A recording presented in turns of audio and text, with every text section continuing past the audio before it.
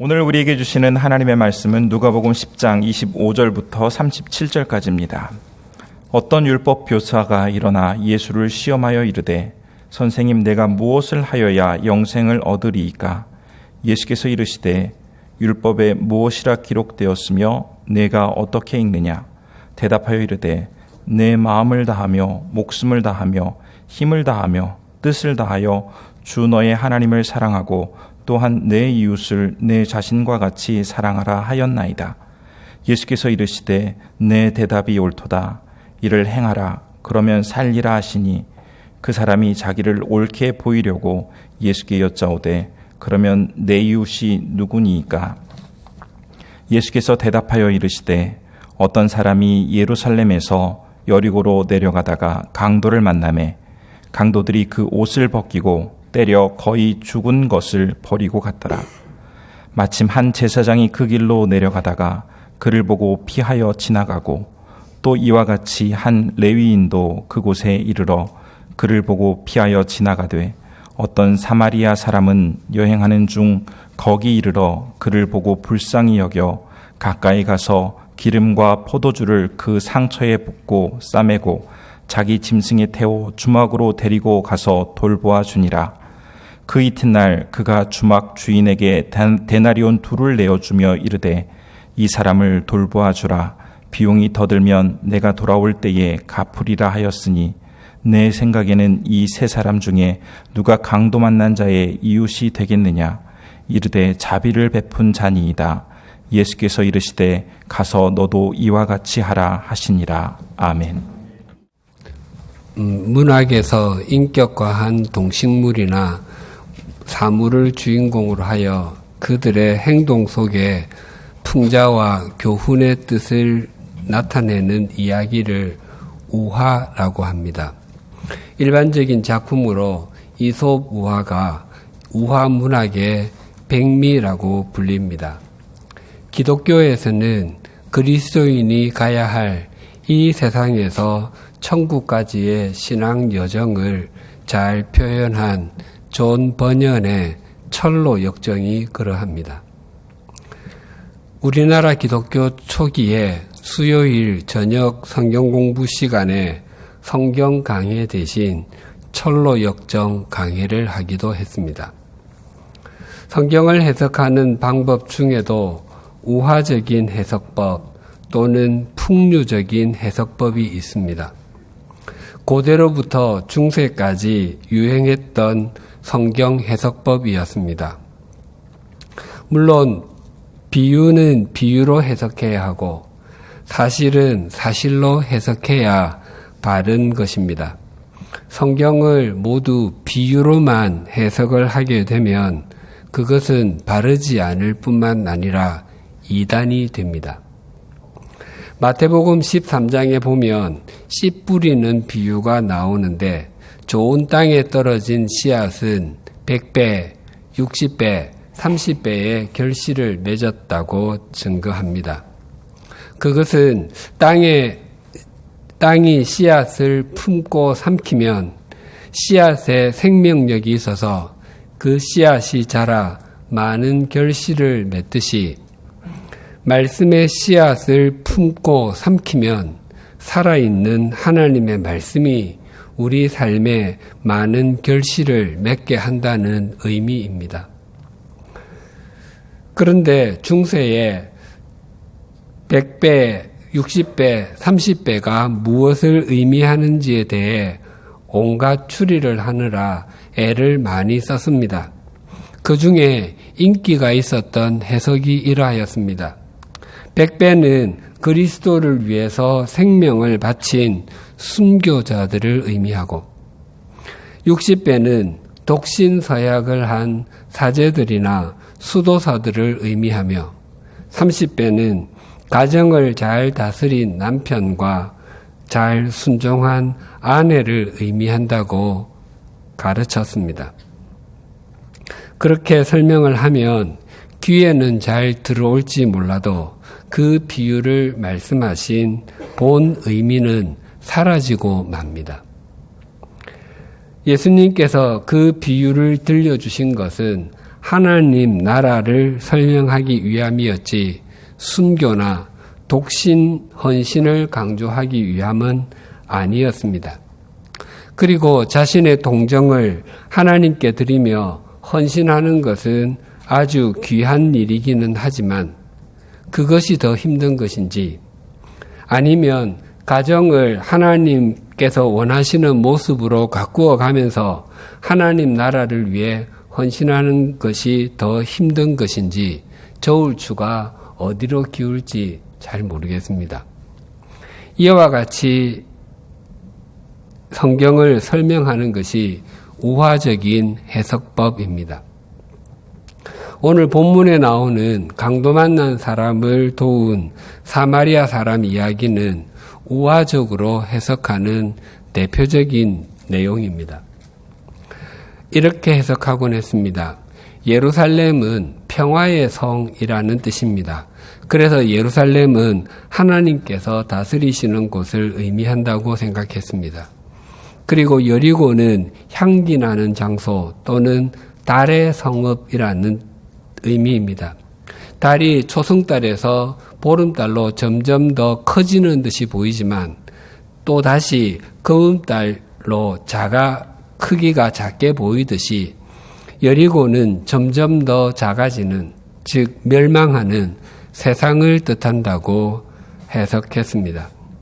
그리고 강도 만난 사람은 모든 인류를 대표하는 아담으로 내려가다는 하나님께서 다스리시는 곳에서 세상으로 가는 것이니까 타락하다는 의미로 강도는 두말할 필요도 없이 사탄이라는 의미로 해석했습니다. 또 거의 죽게 된 것은 죄에게 정복당한 상태를 의미하고 제사장과 레위인은 인간을 구원하지 못하는 유대교와 세상 종교이며 사마리아 사람은 예수 그리스도를 의미한다고 했습니다. 그리고 기름과 포도주는 성령과 희망을 의미하고 주막은 교회를, 주막주의는 교황을 의미한다고 했습니다. 사마리아 사람이 떠날 때에 준 데나리온 둘은 세례와 성찬이나 이생과 내생의 약속을 의미하며 다음 날은 부활의 아침을, 다시 올 때는 재림을 의미한다고 해석했습니다. 이러한 해석이 재미있기는 하지만 예수님께서 이와 같이 해석을 하라고 이 이야기를 들려주신 것은 결코 아닙니다. 예수님께서 이 이야기를 마치신 후에 내 생각에는 이 세 사람 중에 누가 강도 만난 자의 이웃이 되겠느냐고 물으시고 가서 너도 이와 같이 하라라고 말씀하셨는데 우화적으로 해석하면 이 말씀과 전혀 연결이 되지 않습니다. 이와 같이 해석을 하는 것은 본래의 의미를 오해하는 것입니다. 그런데 우리들에게도 오늘 이 본문의 말씀에 대한 오해가 있습니다. 이 이야기를 흔히 선한 사마리아 사람의 비유라고 합니다. 그런데 예수님께서 이 이야기를 하시면서 비유라고 말씀하시지 않으셨습니다. 예수님께서 하나님의 나라와 종말, 즉 마지막 때를 말씀하실 때에 자주 비유로 말씀하셨습니다. 한계를 가진 우리 인간이 하나님의 나라와 마지막 때를 다 이해할 수 없기 때문일 것입니다. 또한 양의 우리의 비유와 같이 예수님 자신을 말씀하실 때도 비유로 말씀하시기도 하셨습니다. 하지만 강도 만난 사람을 도운 사마리아 사람의 이야기를 말씀하실 때는 비유라고 말씀하시지 않으셨습니다. 어쩌면 이 이야기는 실제로 그렇게 행했던 사람의 이야기를 하셨을 수도 있습니다. 또 이 이야기에서 강도 만난 사람을 도운 사마리아 사람의 행동은 참 귀하고 아름답습니다. 그래서 이 사람을 선한 사마리아 사람이라고 부르며 이 사람의 행동을 본받아 활동하는 단체가 정말 많습니다. 선한 사마리아 사람 병원도 있고 선한 사마리아인 운동본부도 있습니다. 또한 몇몇 나라에서는 선한 사마리아인 법을 시행하기도 합니다. 이 법은 본인이 특별한 위험에 빠지지 않음에도 응급사항이나 위험에 처한 다른 사람을 구조하지 않고 외면한 사람에게 징역이나 벌금을 부과하는 것입니다. 그런데 성경은 이 사람을 선한 사마리아 사람이라고 하지 않고 그냥 사마리아 사람이라고 합니다. 우리는 이 이야기에 아주 익숙하다 보니 자동적으로 선한 사마리아 사람이라고 말합니다. 하지만 당시 유대인들에게 사마리아 사람 앞에 선한이라고 하는 형용사는 결코 붙일 수 없는 단어였습니다. 당시에 유대인들에게 가장 선한 사마리아 사람은 죽은 사마리아 사람이었습니다. 유대인들은 회당에서 공개적으로 사마리아 사람들을 저주했습니다. 매일 하나님께 사마리아 사람은 영생에 들어가지 못하게 해달라고 기도를 드렸습니다. 심지어 대부분의 랍비들은 거지들에게조차 사마리아 사람의 돈은 받지 말라고 가르쳤습니다. 왜냐하면 그 돈도 불결하다고 생각했기 때문이었습니다. 그런데 예수님께서는 지금 사마리아 사람을 주인공으로 이야기하고 계십니다. 그 이야기를 듣고 있는 사람들에게는 굉장히 거슬리는 주인공이었습니다. 요즘은 영화 관객들의 의식이 높아져서 영화의 주인공이 적절하지 않다고 생각이 되면 그 영화의 흥미와 상관없이 그 영화를 보지 않습니다. 만약 강도 만난 사람을 도운 사마리아 사람의 이야기를 사마리아 사람을 주인공으로 내세워 영화를 개봉했다면 예루살렘에서의 관객은 0명이 될 것입니다. 우리가 그리스도인으로서 다른 사람을 돕고 섬기는 것은 정말 마땅한 일입니다. 그러나 우리가 이 사마리아 사람의 이야기를 듣고 앞뒤 문맥은 생각하지 않고 선한 사마리아 사람이 되잖아. 선한 삶을 살자와 같은 결론으로 가면 본문에 대한 이해가 부족한 것입니다. 예수님께서 어려운 사람을 돕는 삶을 살라고 말씀하기 위해서 이 이야기를 하신 것은 아니기 때문입니다. 지난주에 우리는 강도 만난 사람을 도운 사마리아 사람의 이야기에 대해서 상세히 살폈습니다. 율법 교사는 자신이 남을 돕는 위치에만 있는 사람인 줄로 생각했지만 예수님께서는 그가 본래 강도 만난 사람이었던 것을 일깨워 주셨습니다. 누가 강도 만난 사람의 이웃이 되겠느냐고 그에게 물으셨던 것은 사마리아 사람이 인종을 가리지 않고 도움이 필요한 사람에게 이웃이 되어 주었던 것처럼 당신도 유대인만을 이웃으로 규정하는 것을 넘어서 어떤 사람이든 당신의 도움이 필요한 사람을 돕는 그런 사람이 되십시오라고 말씀하시는 것이었습니다. 우리도 동일합니다.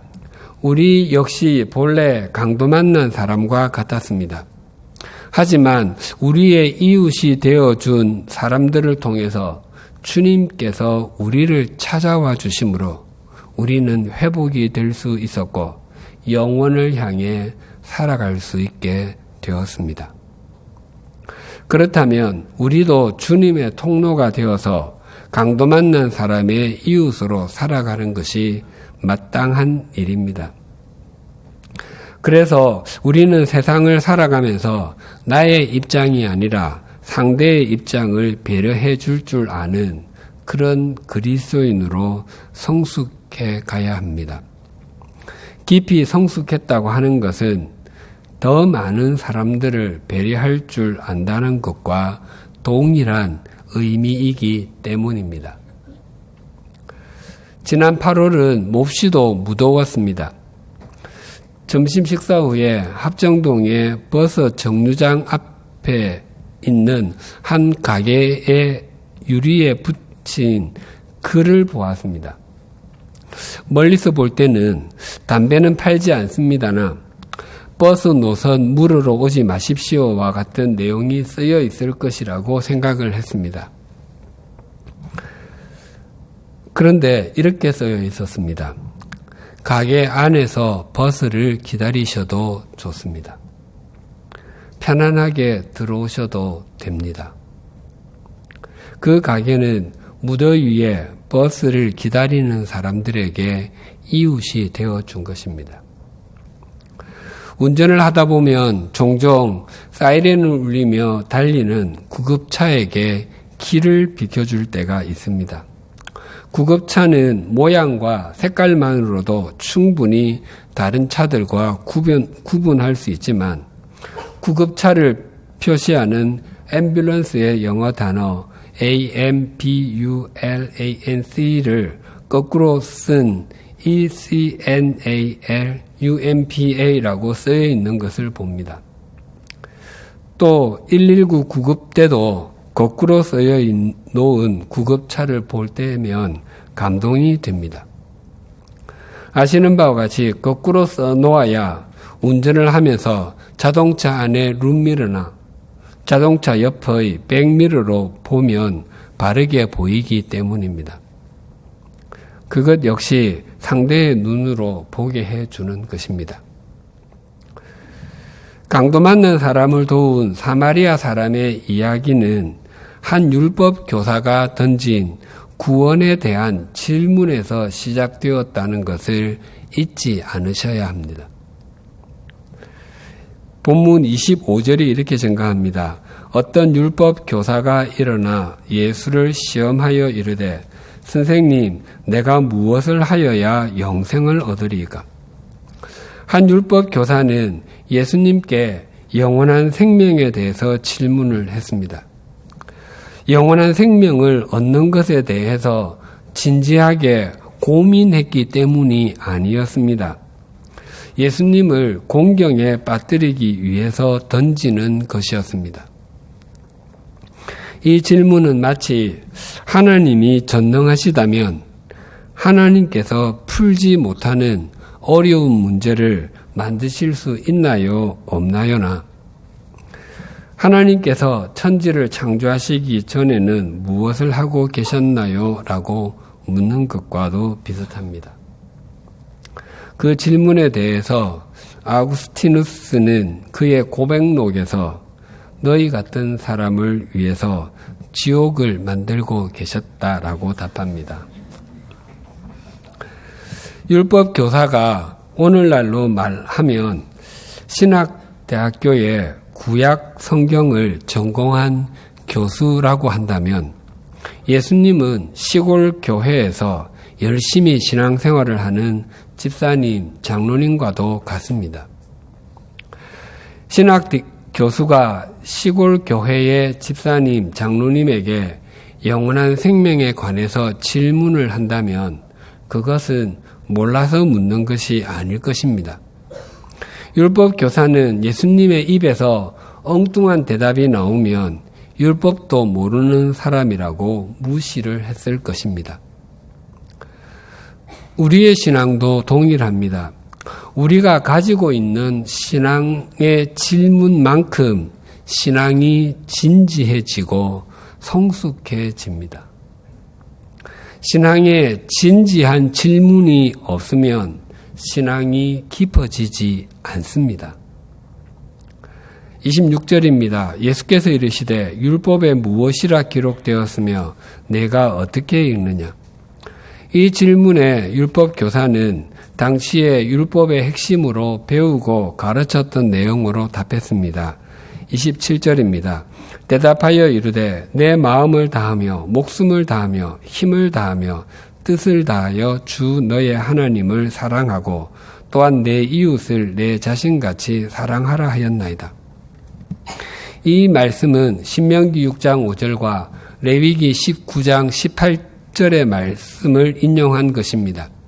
이 말씀의 의미에 대해서는 3주 전에 상세히 살폈습니다. 마음과 목숨과 힘과 뜻을 다하라는 것은 우리의 온 인격과 온 삶과 온 능력을 다 동원해서 하나님과 사람을 사랑하라는 의미였습니다. 그 대답을 들으시고 예수님께서 이렇게 말씀하셨습니다. 28절입니다. 예수께서 이르시되 내 대답이 옳도다. 이를 행하라. 그러면 살리라 하시니. 이 말씀은 빨리 이해가 되지 않습니다. 율법을 행함으로써도 영원한 생명을 얻을 수 있다는 말씀이신가 라는 생각이 들기도 하고, 율법을 행함을 통해서는 영원한 생명을 얻을 수 없는데 그렇다면 예수님께서 거짓말을 하시는 것인가 라는 생각이 들기도 합니다.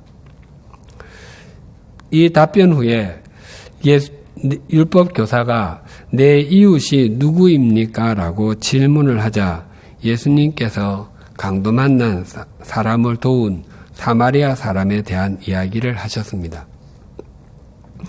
이 율법 교사는 선한 일을 행하는 것이 영원한 생명을 얻는 방법이라고 잘못 생각하고 있었습니다. 예수님께서 이 이야기를 들려주신 것은 그의 잘못된 생각을 깨닫게 해 주시려는 것이었습니다.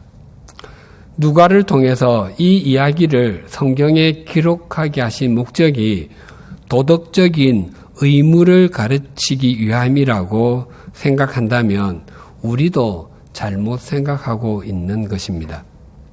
정확하게 말씀드리면 도덕적인 의무를 가르쳐 주기 위함이 아니라 도덕적인 파산 상태를 드러내기 위해서 기록하게 하셨습니다. 이 율법 교사가 그 사실을 제대로 인식하고 있었다면 내가 무엇을 하여야 영생을 얻겠습니까나 내 이웃이 누구입니까? 와 같은 오만한 질문을 하지 않았을 것입니다.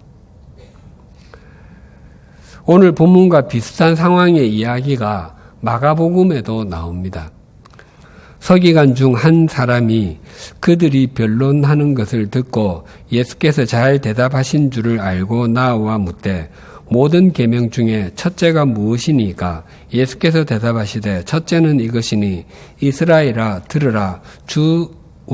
곧 우리 하나님은 유일한 주시라. 내 마음을 다하고 목숨을 다하고 뜻을 다하고 힘을 다하여 주 너의 하나님을 사랑하라 하신 것이요. 둘째는 이것이니 내 이웃을 내 자신과 같이 사랑하라 하신 것이라. 이보다 더 큰 계명이 없느니라. 서기관이 이르되 선생님이여 옳소이다. 하나님은 한 분이시요 그 외에 다른 이가 없다 하신 말씀이 참이니이다. 또 마음을 다하고 지혜를 다하고 힘을 다하여 하나님을 사랑하는 것과 또 이웃을 자기 자신과 같이 사랑하는 것이 전체로 드리는 모든 번제물과 기타 제물보다 나으니이다. 한 서기관은 예수님의 말씀을 듣고 하나님과 이웃을 사랑하는 것이 각종 제사, 즉 각종 예배에 드리는 제물보다 더 낫다고 대답하였습니다. 그 말을 듣고 예수님께서 이렇게 말씀하셨습니다. 마가복음 12장 34절입니다. 예수께서 그가 지혜 있게 대답함을 보시고 이르시되 내가 하나님의 나라에서 멀지 않도다 하시니 그 후에 감히 묻는 자가 없더라. 예수님께서 그 서기관에게 하나님의 나라가 멀지 않도다라고 말씀하신 것은 표면적으로는 칭찬입니다. 하지만 그 말씀이 그가 영원한 생명을 얻은 사람이 되었음을 의미하는 것은 아닙니다. 예수님께서 그에게 당신이 하나님 나라에서 멀지 않습니다라고 말씀하셨지, 당신이 하나님의 나라 안에 있습니다라고 말씀하시지 않으셨습니다. 가까이에 있는 것과 안에 있는 것은 동의어가 아닙니다. 이방인들은 본래 하나님으로부터 멀리 있었던 사람들이었습니다. 그래서 구원도 몰랐고 죄를 씻는 제사 제도도 몰랐고 하나님의 말씀도 몰랐습니다. 아니, 하나님의 존재 자체에 대해서도 아무런 생각이 없었습니다. 반면에 유대인들은 하나님, 제사제도, 하나님의 말씀 등을 모두 알았던 사람들이었습니다. 그런 의미에서 유대인들은 하나님 나라 가까이에 있었던 사람들이었습니다. 그러나 멀리 있건 가까이에 있건 하나님의 나라 바뀐 것은 동일합니다. 궁극적으로 하나님의 나라에서 멀지 않도다라는 말이 주는 혜택이란 아무것도 없습니다. 오히려 절망감이 더할 것입니다. 노아가 만들었던 방주는 교회와 구원의 모형입니다. 노아가 살던 마을에 살던 사람들은 노아가 방주를 만드는 것을 보았을 것입니다. 가까이 와서 보기도 하고 묻기도 했을 것입니다. 그때까지 하늘에서 비가 한 번도 내린 적이 없었기 때문에 큰 비가 내릴 것이라는 노아의 말을 이해하지 못했을 것이고, 노아를 정신이 나간 사람으로 여겼을 수도 있습니다. 또 노아가 아주 진지하게 배를 만드니까 혹시 비가 내릴지 모른다고 생각했던 사람이 있었을는지도 모릅니다. 그들은 마음만 먹으면 노아의 말을 듣고 방주를 탈 수 있었을 것입니다. 그러나 정작 비가 내리기 시작했을 때 방주 안에 타고 있었던 사람은 노아 가족 8명 외에는 아무도 없었습니다. 당시에 지구 반대편에 있던 사람들은 노아가 배를 만드는 것을 보지도 못했고, 노아의 이름 한번 듣지 못하고 얼굴 한번 보지 못하고 죽음을 당한 사람들도 있습니다. 문자 그대로 멀리 있던 사람들입니다. 반면에 노아가 살던 마을에 살던 사람들은 그 방주를 곁에서 보고서도 죽음을 당했습니다. 그 마을에 있던 사람들이 형언할 수 없을 만큼의 많은 비가 쏟아내리는 것을 보고 방주 안에 있지 않고서는 더 이상 살 수 없다는 것을 알았을 때에 얼마나 후회했겠습니까? 예수님께서 율법 교사에게 강도 만난 사람을 도운 사마리아 사람의 이야기를 하시고 이렇게 말씀하셨습니다. 가서 너도 이와 같이 하라.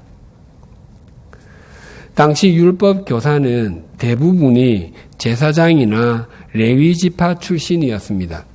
그러니까 강도 만난 사람을 외면한 제사장과 레위인은 율법 교사의 또 다른 면이었습니다. 즉 당신은 율법의 가장 중요한 부분을 잘 알고 있다고 생각하지만 정작 하나님을 사랑해야 하고 이웃을 사랑해야 하는 순간에는 율법의 조문만 생각을 하고 피해버리는 것이 당신의 실상이 아닙니까? 라고 반문하시는 것입니다. 가서 너도 이와 같이 하라는 말씀을 들었을 때에 이 율법 교사가 자신에게 정직했다면 예수님께 이렇게 말해야 했습니다. 선생님, 저는 결코 그렇게 행할 수 없는 사람입니다. 뿐만 아니라 저는 생각으로도 이웃에 대해서 너무 좁게 생각하고 있었습니다. 이런 제가 영원한 생명을 살려면 어떻게 해야 되겠습니까? 저를 좀 도와주십시오. 19세기 말 전도자 무디 선생이 찬양 사역자이자 작곡가인 생키와 함께 영국과 스코틀랜드를 돌며 집회를 열었는데 곳곳에서 부흥이 있었습니다. 그들이 스코틀랜드의 한 도시에서 집회를 열었을 때에 한 소녀가 참석하고서 깊은 감동을 받았습니다. 그리고 그 소녀는 자신이 다니는 교회의 담임 목사님을 찾아가서 구원의 길에 대해서 물었습니다. 담임 목사님은 이사야서 53장의 말씀을 읽고 기도하라고 말했습니다. 이사야서 53장은 예수님께서 당하실 고난에 대해서 예언해 놓은 말씀입니다. 그러자 그 소녀가 아주 슬픈 목소리로 이렇게 말했습니다. 목사님, 저는 글을 읽을 줄 모릅니다. 그리고 기도도 할 줄 모릅니다. 담임 목사님은 그 소녀를 위해서 기도를 해주고 그리고 기도하는 법을 가르쳐 주었습니다. 그러자 그 소녀가 이렇게 기도했습니다. 주 예수님, 제 모습 이대로 받아주세요. 그렇게 소녀는 그리스도의 제자가 되었습니다. 이 소녀의 이야기로 지어진 찬송이 214장입니다. 1절, 3절, 4절 가사가 이러합니다. 나 주의 도움 받고자 주 예수님께 빕니다. 그 구원 허락하시사 날 받아주소서. 내 힘과 결심 약하여 늘 깨어지기 쉬우니 주 이름으로 구원의 날 받아주소서. 내 주님 서신 발 앞에 나 꿇어 엎드렸으니 그 크신 역사 이루게 날 받아주소서. 내 모습 이대로 주 받아주소서. 날 위해 돌아가신 주 날 받아주소서. 만약 우리가 우리의 생각과 우리의 결심대로 행할 수 있는 존재라면 예수님께서 이 땅에 오시지 않으셨을 것이고 십자가의 죽음을 통한 구속의 사건도 없었을 것입니다. 성경은 끊임없이 우리 스스로의 능력으로는 결코 구원을 이룰 수 없을 뿐만 아니라 새로운 삶을 사는 것도 가능하지 않다고 말씀하십니다. 오직 영원한 사마리아 사람으로 영원한 이웃으로 오신 예수 그리스도를 통해서만 영원한 생명도 새로운 삶도 가능하다고 말씀하십니다. 우리 각자 마음의 무릎을 주님께 꿇립시다. 그리고 고백하십시다. 주님, 제 모습 이대로 받아주십시오. 영원한 이웃이 되어주신 주님으로 인해서 강도 만난 사람의 이웃으로 사는 주님의 통로가 되게 해 주십시오.